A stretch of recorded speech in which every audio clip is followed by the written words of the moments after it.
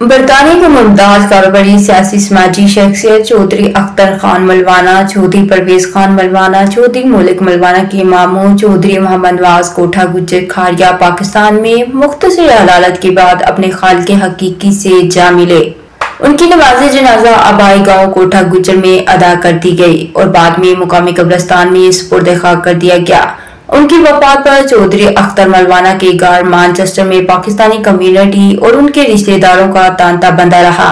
Community ने चौधरी अख्तर खान मलवाना से उनके मामू चौधरी मोहम्मद नवाज की अचानक वफात पर दिली दुख का इजहार किया और दुआ की कि अल्लाह ताला उनको जन्नतुल फरदौस में जगह दे।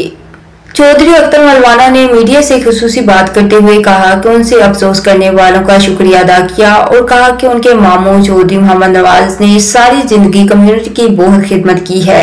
मरहूम चौधरी मोहम्मद नवाज के लिए खुसूसी दुआ तकरीब का इनाकात मोरखा 24 जुलाई बरोज बुध 1:30 बजे नमाज ज़ोहर के बाद मैनचेस्टर सेंट्रल मस्जिद विक्टोरिया पार्क में किया गया है। दोस्त अहबाब और अजीज़ व अकारब से दरख्वास्त है कि वो इसमें शरीक हों। मैनचेस्टर बरतानिया से हमें रिपोर्ट कर रहे थे आरिफ चौधरी। मजीद बाखबर रहने के लिए देखते रहिए अंडरग्राउंड न्यूज।